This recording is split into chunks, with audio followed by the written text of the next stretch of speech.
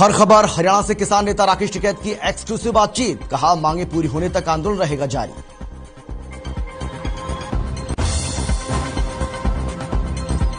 CM की अध्यक्षता में हुई हाई पावर परचेज कमेटी की बैठक। सीएम ने कहा 11वीं और 12वीं के छात्रों को दिए जाएंगे टैब। 5 लाख टैब खरीदने की दी मंजूरी।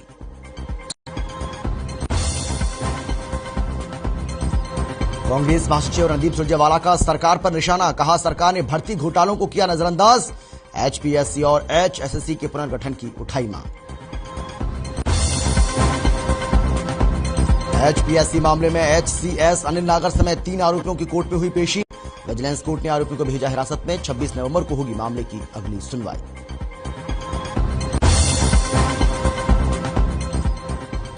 सोनीपत में व्यापारी संगठनों ने की प्रेस कॉन्फ्रेंस। कहा किसान आंदोलन से हो रही व्यापारियों को परेशानी। राहत पैकेज का ऐलान कर जल्द रास्ते खोले सरकार। 75% आरक्षण का भी विरोध। और सोनीपत में महिला से गैंगरेप का मामला आया सामने। रिश्तेदार ने ही दिया वारदात को अंजाम। 4 लोगों पर लगा गैंगरेप का आरोप। 2 आरोपी गिरफ्तार। 2 की तलाश जारी।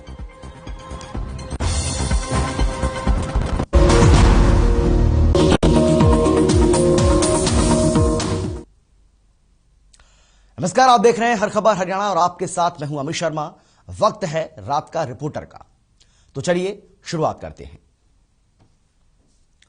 तो सर्दी जैसे जैसे बढ़ रही है, सर्दी धीरे धीरे बढ़ती जा रही है। ऐसे में गरीब और असहाय लोगों के लिए ठंड से बचने के लिए रैन बसेरा सबसे बड़ा सहारा होता है। ऐसे में भिवानी के रैन बसेरों का हमारे संवाददाता दीपक मुटेजा ने जायजा लिया है, जहां रैन बसेरे की व्यवस्थाएं दुरुस्त दिखी हैं और यहां रह रहे लोग इसके लिए प्रशासन की तारीफ करते हुए भी नजर आ रहे हैं। सर्दियों का मौसम जैसे जैसे शुरू होता जा रहा है, वैसे वैसे अब रैन बसेरे भी बनते जा रहे हैं। भिवानी में नगर परिषद ने असहाय लोगों के लिए और जिन लोगों के पास घर नहीं है उनके लिए अस्थायी रैन बसेरे बनाए हैं।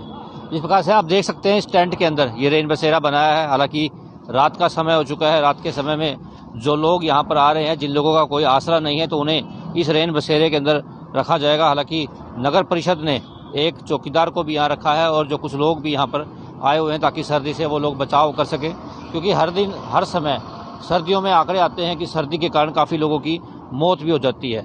यहाँ नगर परिषद के जो चौकीदार हैं, हम इनसे भी बात कर लेते हैं। सर, क्या नाम है आपका और क्या? दलवीर है। दलवीर जी, क्या व्यवस्थाएं की गई है नगर परिषद के द्वारा? नगर परिषद ने व्यवस्था कर दी जी। एक तो आसमाना लुवा दिया, नीचे को बैट लगा दिए, गद्दे मंगवा दिए, तकिए मंगवा दिए, गद्दे और रजाई मंगवा दी, मंजे मंगवा दिए। पानी की सुविधा दिए, 1-2 आड़ कैंपर रख देता हूँ। डस्टबिन तर रखा है, लाइट चार्ज दी। रात में कई बार इनको संभालता हूँ मैं, कदे को ऊत लूंगा, इनको परेशान नहीं करे। खाने का व्यवस्था की बात यह आज आड़ खाना मिलता है और भेज भी दिया हमने संदेशा, भाई खाना इधर बांट दिया करो। साधु संत बैठे हैं बेसार है और वो 1-2 में बात हुई, बोला भाई हम बांट देंगे। तो कितनी लोग जो है यहाँ पर आ सकते हैं यहाँ पे? कैसे लोगों से आप संपर्क, क्योंकि रेलवे स्टेशन भी यहाँ नजदीक है। हालांकि अगर बस स्टैंड की बात करें तो बस स्टैंड काफी दूर है। अगर रेलवे स्टेशन की बात करें तो स्टेशन कैसे लेकर के आते हैं यहाँ पर? देखो जी, बस रेलवे स्टेशन वाले यहाँ पर आते हैं तो हम 50 साधु वहां तक भी रोक सकते हैं। यहाँ पर इतने साधन हमारे पास, ऊपर बिस्तरे और धरे हैं, तकिए धरे हैं, गद्दे धरे हैं, मंजे और पड़े हैं हमारे पास। किसी चीज की कोई शिकायत नहीं होने देंगे।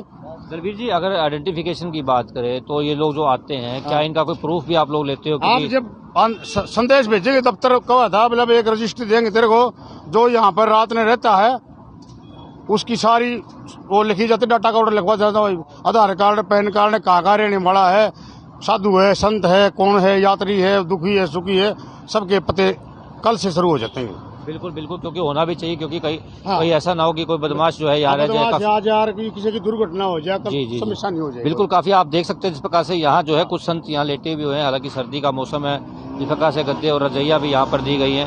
हालांकि कुछ संत ही लोग हैं, हम इनसे भी बात कर लेंगे, इनसे पूछ लेंगे कि क्या व्यवस्थाएं हैं आपकी। क्या नाम है सर आपका? सुरेंद्र नाथ दोगड़पीर। सुरेंद्र जी, क्या व्यवस्थाएं कर रखी है नगर परिषद जो यहाँ पर बना है? फुल सेवा कर रखी है हमारी। खाने पीने की तो है नहीं, बाकी सोने की फुल सुविधा है हमारी। सोने की व्यवस्था है। आप क्या कहोगे बाबा जी, आप भी यहीं पे ठहरे हुए हो, हालांकि रजाई गद्दे आप लोगों को दिए हो। वही बात है कि ना, खाने की व्यवस्था तो हमने करनी पड़ रही है और सोने का कोनी महाराज सोने का हमारा सुविधा पड़ी है। सोने की व्यवस्था कर दी आपकी? पक्की बिल्कुल। एक बिल्कुल, नगर परिषद ने जो है लोगों के लिए, जो असहाय लोग हैं जिनका कोई ठिकाना नहीं है, उनके लिए व्यवस्थाएं की हैं।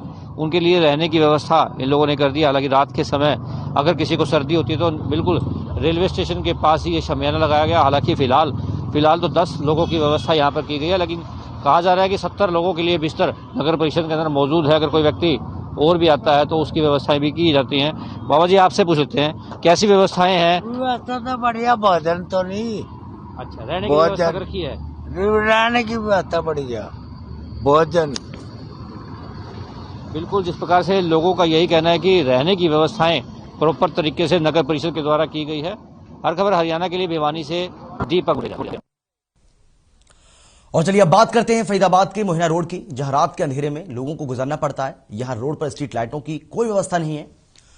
इस वजह से लोगों को अंधेरे में किसी अनहोनी का डर भी सताता रहता है। लोगों की माने तो कई हादसे भी हुए हैं, लेकिन आज तक लाइटों की यहां कोई व्यवस्था नहीं की गई है। हमारे संवाददाता धीरज कौशिक की एक रिपोर्ट आपको हम दिखाते हैं, देखिए। रात्रि का समय है, करीबन 10 बजे का समय हो रखा है। हम मौजूद हैं मोहिना रोड पर। मैं आपको दिखाऊंगा कि किस तरह से पूरा मोहिना रोड अंधेरे में तब्दील हो जाता है। अक्सर यहाँ पर वारदातें होती रहती हैं। बात करें मर्डर केस की और लूटपाट की, यहाँ पे वारदातें अक्सर होती रहती हैं। हम कुछ बाइक सवारों से बातचीत करेंगे। भाई साहब, क्या नाम है भाई साहब? कृष्णा कौशिक भाई। कृष्णा जी, पूरा रोड जो है अंधेरे में तब्दील रहता है, रात का समय है, कहाँ से आ रहे हैं आप? भाई साहब, बल्लभगढ़ से जॉब से आ रहा हूँ भाई साहब। अच्छा, इतनी रात का समय होता है, आप अंधेरे में जॉब से आते हैं, किस तरह का माहौल रहता है रास्ते में? भाई बहुत घबराहट होती है, पूरे रास्ते पे अंधेरा वगैरह होता है, पूरे पे लूटपाट भी होती है यहाँ पे। आप हेलमेट निकालेंगे, एक बार बाइक आप बंद कर लें जी। किस तरह का माहौल रहता है रास्ते में जब अंधेरे में आप आते हैं? भाई साहब, पूरे रास्ते पे अपना अंधेरा अंधेरा है, और यहाँ पे बीच में वारदात भी होती है अंधेरे में, कुछ दिखाई नहीं देता है और आने में भी दिक्कत होती है। और कुछ दिनों पहले भी हमारे गांव के सहारे एक मर्डर भी हुआ था, और वो डेड बॉडी को फेंक के चले गए थे। अच्छा, बात करें जो आवारा पशु हैं, अंधेरे का टाइम होता है, दिखता नहीं होगा, लाइट रोड पे पूरे पे है नहीं बल्लभगढ़ तक के लिए, क्या दुर्घटना की आशंका रहती है? सर, कोई सामने से कभी भी कोई क्रॉसिंग करते हैं, आ जाते हैं रोड पे पशु अपने, एक्सीडेंट भी होते हैं, हुए भी है कई हैं।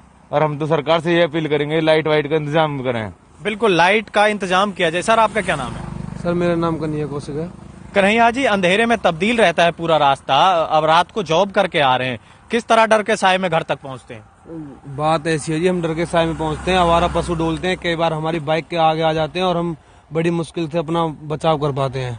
अच्छा, यहाँ पे इस रोड की बात करें, अक्सर वारदातें होती रहती है, मर्डर केस की भी यहाँ पे सुनने को आया है, कहीं ना कहीं लूटपाट के सर्दियों में बहुत ज्यादा मामले सुनने को मिलते हैं। हाँ जी, इसमें लूटपाट का अभी कुछ दिनों पहले हमारा एक वो क्या नाम है, भुस वाला ट्रैक्टर होता है, वो लूटा है।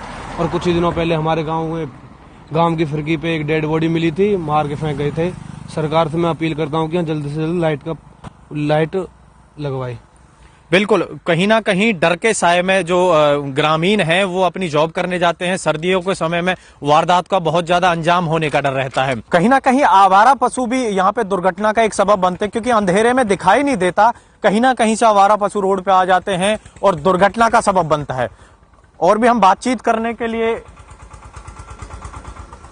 हम ये ट्रैक्टर सवार हैं, एक बार उनसे जरा हम बातचीत करेंगे। भाई साहब, क्या नाम है आपका? राम कुमार जी। राम कुमार जी, कहाँ से आ रहे हैं आप?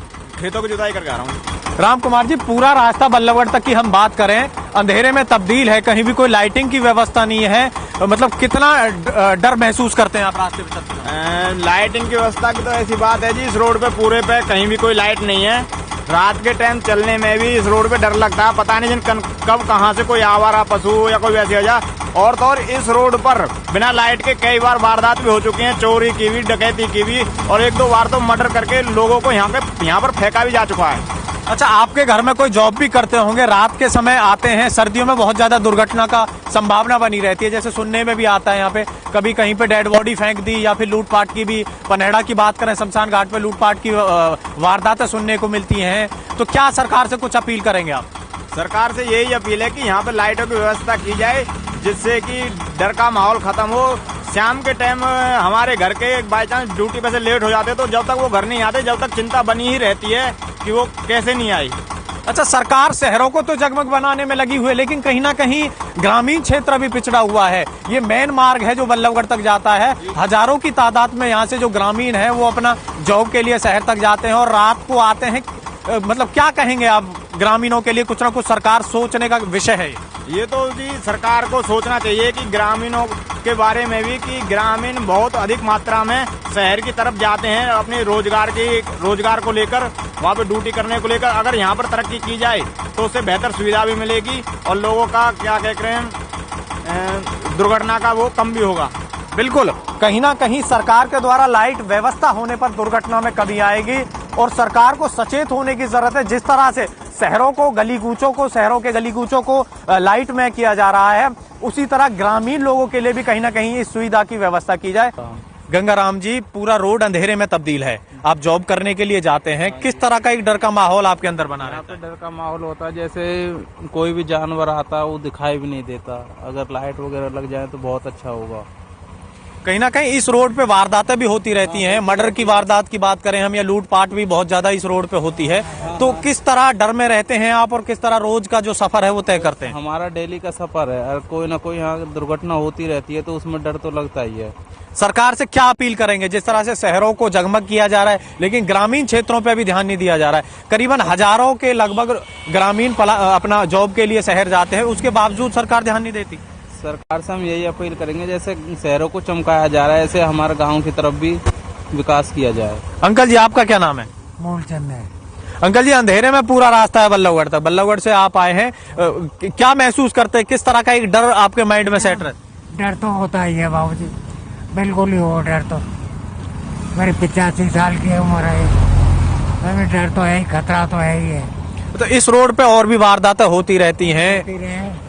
वारदात होती रहती है, बस किस्मत के भरोसे है सब अप डाउन जो आप करते हैं। राम नाम पे गाड़ी चल रही है, राम नाम पे गाड़ी चल रही है। ऐसा ही है। बिल्कुल, राम नाम पे गाड़ी चल रही है। सरकार कहीं भी इस व्यवस्था को समझने में, या तो कहें कि अभी उनके सामने तक ये बात नहीं आई है या फिर अनजान बनी बैठी हुई है सरकार। हर खबर के लिए पृथला विधानसभा, धीरज कौशिक। तो रात का रिपोर्टर में फिलहाल इतना ही। एक छोटे से ब्रेक के लिए हम रुक रहे हैं, फौरन लौट रहे हैं।